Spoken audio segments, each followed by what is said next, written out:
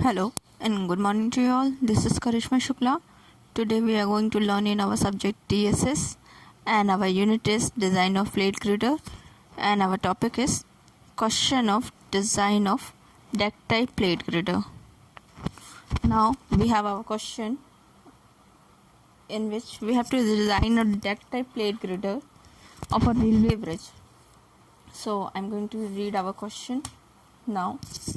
Design a deck type plate grider railway bridge for single track broad gauge line. Loading for following data: effective span 24 meter, spacing of plate grider 1.9 meter center to center, weight of stock rail 440 Newton per meter, weight of guardrails 260 Newton per meter, timber slipper 250 mm into 150 mm into 2.8 meter at the rate 0.4 meter center to center, density of timber 7.4 kilonewton per meter cube, weight of fastening 280 per meter of track.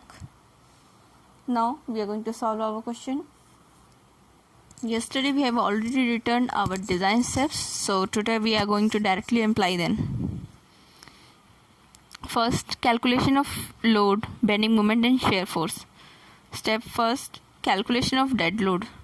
Weight of stock rail, main rail per meter run of track equals to 2 into 0.44. अपने पास 440 Newton per metre में दिया है, मैंने kilo Newton में convert कर दिया kilo newton per metre में, इसलिए वैल्यू पॉइंट के हिसाब से आ गई है. तो इसका आंसर आ गया 0.88 किलो न्यूटन पर मीटर. फिर guard rail, weight of guard rail per metre run of track equals to 2 into 0.26 equals to 0.25 kilo newton per metre. Weight of fastening equals to 0.28 kilo newton per metre. जो आई थी अपने पास fastening की size वही as it is अपन ने लिख दी है. नेक्स्ट अपन देखते हैं weight of timber sleeper 0.25 into 0.15 into 2.8 into 7.4 upon 0.4. अब देखिए 0.25 ये जो है ये उसका एक्चुअल साइज है और आपके पास वेट ऑफ टिम्बर दे रखा है 7.4. डिवाइड करना है 0.4 से, तो इससे अपने पास क्या आ जाएगा वेट ऑफ टिम्बर, क्योंकि 0.4 सेंटर टू सेंटर डिस्टेंस है उसके बीच की, तो आगे अपने पास 1.94 kilo newton per metre. Next then total dead load per metre. अब सबको ऐड कर दीजिए जितनी वैल्यूज आपने अब निकाली है, तो इन सब में 0.8 plus 0.92 plus 0.28 plus 1.94 equals to 3.62 kilo newton per metre. अब self weight for broad gauge equals to 0.78 L, that is 0.78 into 24, जो अपने पास क्लियर स्पान इफेक्टिव लेंथ दे रखी है वो, तो आगे अपने पास answer 18.72 kilo newton per metre.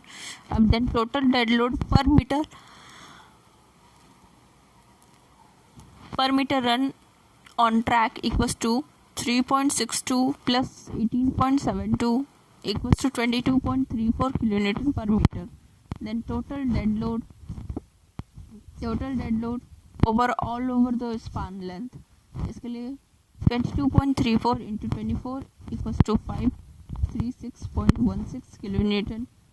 Dead load per girder equals to, जो भी आया है आपके पास पर ग्रिडर के लिए निकालना है तो इसको 2 से डिवाइड कर दीजिए.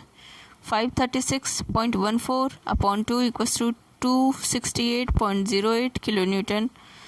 EUDL equivalent uniformly distributed load for broad gauge main line for loaded length L equals to 24 meter. For EDUL for bending moment for broad gauge main line loaded L equals to 24 meter. दोनों के लिए ये ले ली.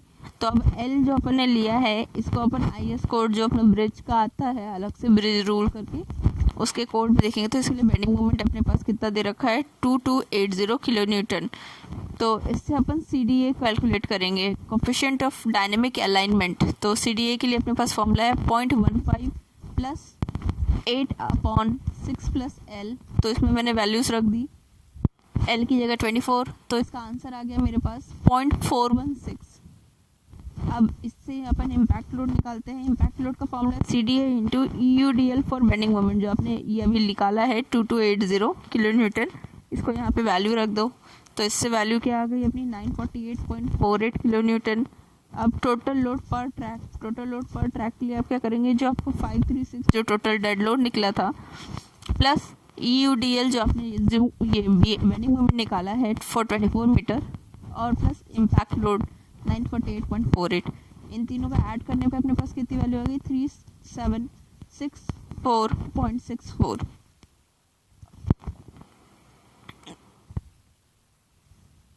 अब इसी में total load पर grader निकालेंगे तो इसे 2 से डिवाइड कर लीजिए, तो 188.232 किलो न्यूटन बेंडिंग मोमेंट।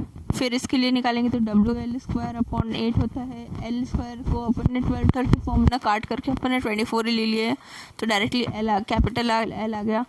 तो W की वैल्यू जो अपन ने लोड निकाल लिया इंटू 24/8, तो अपने पास टोटल बेंडिंग मोमेंट कितना हो गया 5646.96।